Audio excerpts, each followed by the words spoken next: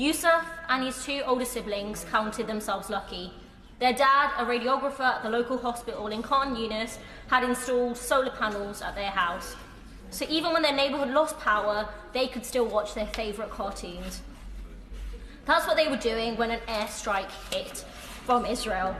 Miraculously, Yusuf's brother Hamid was unharmed. His sister Juri was found in the rubble. She was injured, but alive. Yusuf's mother searched in vain for her youngest son. She went to the hospital, asking if anyone had seen her handsome and curly-haired boy. It was Yusuf's dad who found him. His body had been taken to the morgue. Yusuf was 7 years old when killed.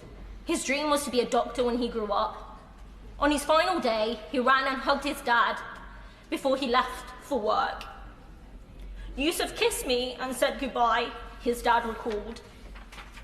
Madam Deputy Speaker, Yusuf is one of the more than 4,600 children and more than 11,000 Palestinians of all ages who have been killed in Israel's assault in Gaza. When the World Health Organization says a Palestinian child is being killed every 10 minutes, Yusuf was one of those 10 minutes. And Madam Deputy Speaker, behind every number you read, behind every horrifying statistic you hear, there were hopes and dreams, just as real, just as valuable as yours or mine. And I can't believe it has to be said, but it clearly does. Palestinian lives matter just as much as anyone else's. Israel's assault on Gaza has now killed 1 in every 200 Palestinians in the besieged enclave.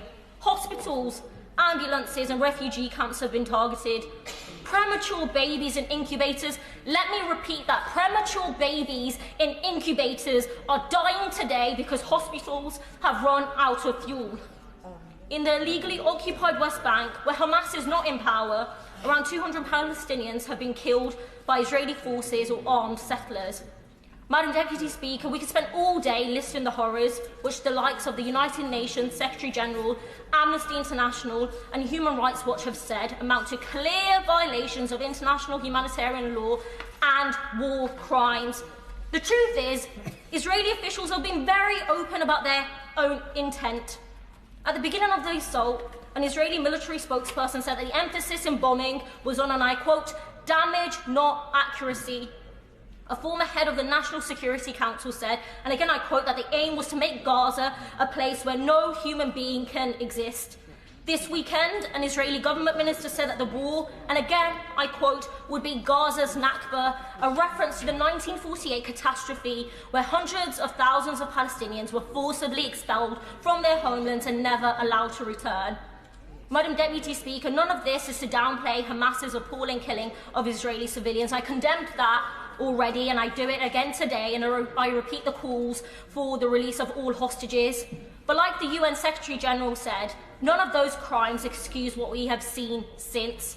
And unlike those crimes, Israel's assault on Gaza has been done with this government's unequivocal support and complicity, and almost certainly with British-made arms. I can see smirking happening on the front bench. Don't think it's a laughing matter, personally speaking. So when the government refuses to support a ceasefire, it gives Israel the green light to continue its slaughter of innocent Palestinians. When it refuses to support a ceasefire, it is refusing to push back against Israeli politicians and policies that aim to ethnically cleanse Palestinians from their lands.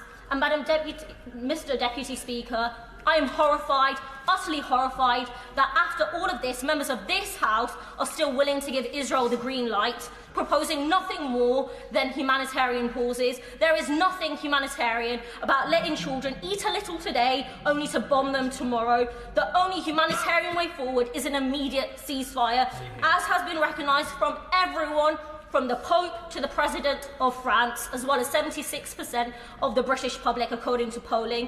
So to members across this House, I say this.